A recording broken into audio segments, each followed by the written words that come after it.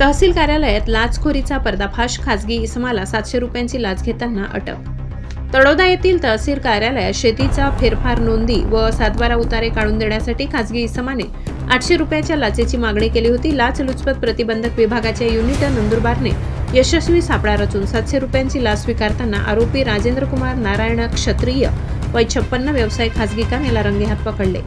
तक्रारदाराने तळोदा तालुक्यातील जुवानी व सिंगसपूर शिवारातील शेतीचा फेरफार नोंदीसाठी अर्ज केला होता, मात्र आरोपीने संबंधित कागदपत्रांची प्रत देण्यासाठी लाचेची मागणी केली। दिनांक 8 जानेवारी 2025 रोजी लाच मागणीची पडताळणी करण्यात आली। आरोपीने तडजोडीनंतर 700 रुपये स्वीकारल्याचे पंचासमोर सिद्ध झाले। सापळा अधिकाऱ्यांनी आरोपी विरुद्ध गुन्हा दाखल केलाय। नरेंद्र खैरनार, पोलीस निरीक्षक, लाचलुचपत प्रतिबंधक विभाग, नंदुरबार पर्यवेक्षण अधिकारी राकेश चौधरी, पोलीस उप अधीक्षक, कोणत्याही शासकीय कामासाठी लाच मागितल्यास लाचलुचपत विभागास कळविण्याचे आवाहन करण्यात आले। ब्युरो रिपोर्ट, नवापूर गर्जना न्यूज चॅनल।